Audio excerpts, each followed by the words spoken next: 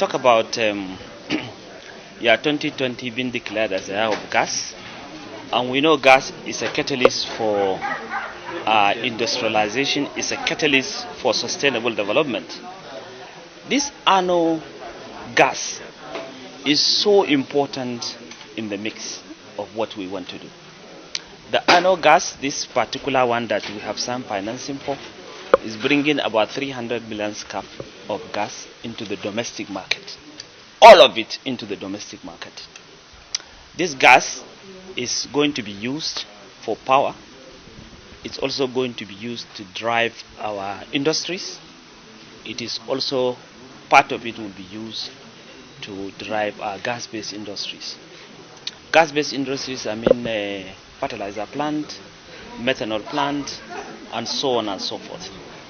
Now, these industries will generate employment in the country. It will also assist in import substitution.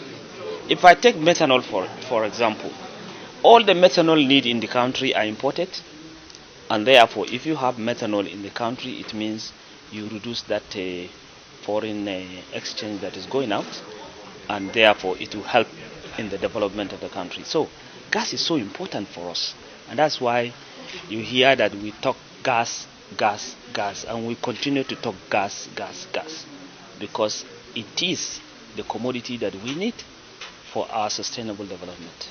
We have it in the country, and that is why this project is so significant and important for us. Now, talking about significance, can you share with us the significance of the partnership between ANPC and the ANOH gas processing company? Okay, interestingly, this particular partnership is so important because you recall that the Nigerian Gas Master Plan presents a number of perspectives. One of such perspectives is to move the gas processing into midstream. This is the first demonstration of that. And what does it do? What it does, it relieved the upstream from the burden of the cost of the midstream. That's the first one. So which means the upstream will only drill the wells, and then the midstream company will buy the wet gas. Now, if you do that, it means you are also inviting people who will finance the midstream activity. And that is why our partnership with Seplat enable us to bring in another investment opportunity for the midstream entity. That is the first one. The second one is, we have been trying and making effort to develop this gas. This gas has been found a long time ago under a unitized arrangement. And now, to be able to drive it has been so challenging for us until we got into this partnership. And this partnership provided the catalyst for enhanced development of both the ANOH gas processing facility and the one from Shell. And these two facilities will bring in about 600 million scf.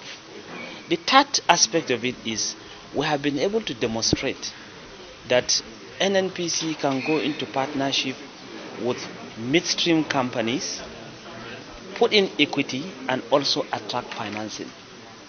The good thing about this particular financing is the entire money we are looking for is provided by African banks.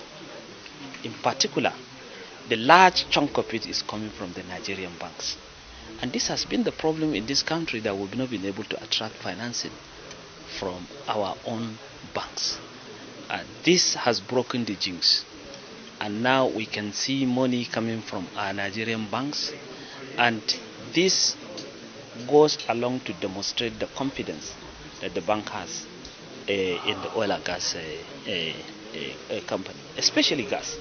So we'll see more of this model of midstream processing companies that will soon emerge, because we see that as the most aggressive way of bringing gas into the domestic market. Thank you. Thank you. Translation. This project is one of the 7 critical gas projects of the country, and what that means is gas is the transition fuel, moving away from predominantly here is oil generated power into gas generated power, as we move into a transition into more renewable sources and much lower carbon long term. And gas really is that base load that this grid system needs to be able to layer on other renewable sources like potentially solar in the future. So it may seem small in the terms of the project, but it's very critical and big for the country going forward. So, all right, we also would like to know from you, you represent a CEPLAT in this whole partnership. We would like to know, does CEPLAT also have an interest, does your interest in AGPC represent the entire interest of CEPLAT in the gas sector? Yeah, let me talk a bit about CEPLAT. I mean, CEPLAT's an energy company. It does upstream oil and gas. It does midstream gas, and it's broadening out its midstream gas offering for the country. We started back in this journey back in 2012 as a company, when we started to expand our gas processing plants. When quite frankly, there wasn't really a big market for it at the time for domestic gas. I mean, most gas in Nigeria is exported through LNG, or a lot of it's flared. So we saw an opportunity in the market to start to build out our gas business within Nigeria. In the last 8 years, we've been very aggressively expanding it. We have 2 gas plants existing at the minute. We have Sapele gas plant and Oban gas plant. An Oban gas plant is where we expanded it, and we've got about 400, almost 500 million scuffs a day at Oban. And the concept here, this is a 300 million scuff gas plant. So adding this gas plant at ANOH into the wider CEPLAT business, and we're looking to drive well over a BCF of gas a day. So this is going to be, if you add it into CEPLAT's portfolio and take the full 300 here, the joint venture with government, it's 800 million scuffs a day. So it's heading towards a BCF of gas, and that's very, very critical. I talk a lot about diesel generation in country. The gas that's needed to displace all that diesel is about 5 BCF of gas a day. So this is one small step in terms of doing that, and in terms of CEPLAT, we're heading towards that BCF a day, and we want to increase even bigger than that. So we want to be by far the most dominant privately, or we're listed in the business market, but privately held company. But the critical thing is working with government. So it's a partnership. It's a partnership that we have in all of our assets with government, delivering that gas transition is really where we want to go with aggressively as a business. So if you are to sum it up for us, what does the success recorded in security finance for this project, what does it mean for your company? Yeah, I mean, first of all, we put our equity in this business alongside the government last year, and what this debt financing does is fully fund the project. So we know that this is fully funded now to completion as we go out to first gas. We then want to work at other projects. So we have an ability post-construction, assuming the banks will agree to it, of potentially releasing some of our equity investment where we can redeploy that elsewhere. And that's what we want to do, a series of projects that we put more and more equity into the business and grow out and expand our gas offering. And if we look at this in context, this gas plant will give cleaner energy for up to 5 million people, we estimate. Okay, what we're trying to do is if the off-grid diesel system is about, we think around 85 million people at the minute across the country are getting sort of heavier carbon fuel or energy. We want to move it into lower carbon fuel, and so therefore if we're doing 5 million people here, we want to give 85 million people initially, and then actually what we want to do is give 200 million people clean energy, and then that 200 million people is expanding to 400 million people. So you can see how there's so much business to be done in country. So strong partnerships, and it's critical for CEPLAT to continue those partnerships with government and continue to roll out project after project. And we need support of our banks and other funders. But we're very excited. We know we can deliver it. And that is really where Nigeria needs to go in its transition. So these projects, I mean, this project here, we're looking to complete out. We've disclosed that we'll be looking at first gas towards the end of this year. This project specifically itself, but all the other projects we're looking at, it'll be years, be 5, 10 plus years to do it. But it's about momentum. Once you get enough support and enough, almost like cookie cutter, then you can roll out more and more and more projects. And that is the momentum and direction we need to go as an industry and as a country. Appreciate it. Thank you.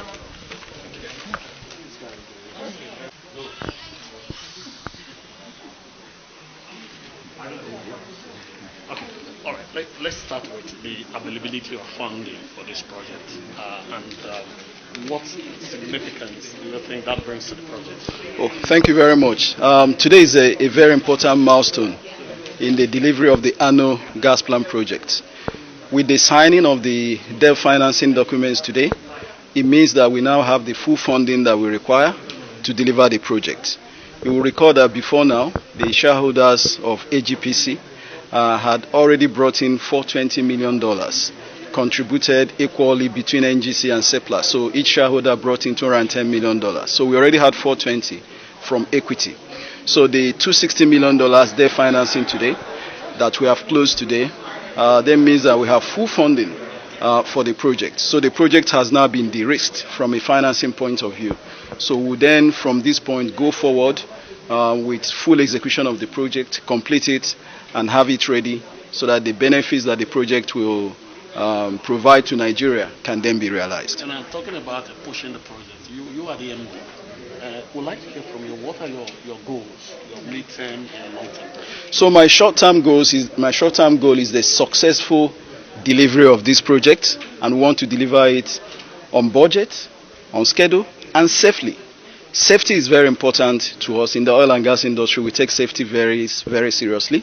So the focus of the AGPC team is to deliver this project safely. In a cost-effective manner. You will note that the original estimate for the project was $700 million at the point of FID, but we've been very efficient in the way we've been delivering the project, and as a result of optimizations that we've been able to achieve, the project cost is now expected to not exceed $650 million, which is a significant reduction from the initial estimate of $700 million. So we like to continue in this efficient manner, cost-effective manner, to deliver the project within schedule and also safely. And going beyond that is to also run the project in an effective manner so that we have a high level of availability, delivering 300 at full capacity. The plant can deliver 300 million scf of gas per day, which is significant, and also LPG. We shouldn't forget about that. Thank you. Okay. So much has been said, but for you, what would you say are the key takeaways going forward?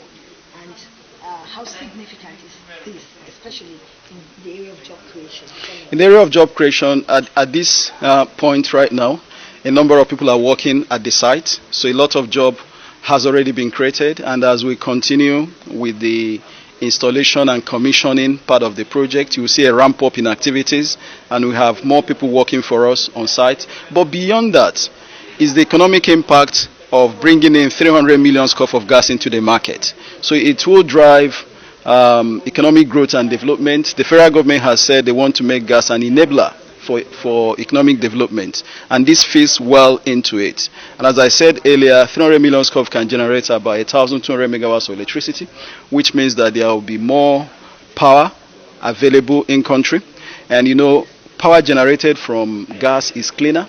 There's less carbon emissions, and it replaces the use of generators for power generation, which is more expensive, and also leads to more carbon emissions. And also, we will make LPG available inland, not from the port, so that will increase access to LPG, helping to provide cleaner cooking fuel to a number of Nigerian homes who currently are cooking with firewood, which is not best for their health. Thank you very much.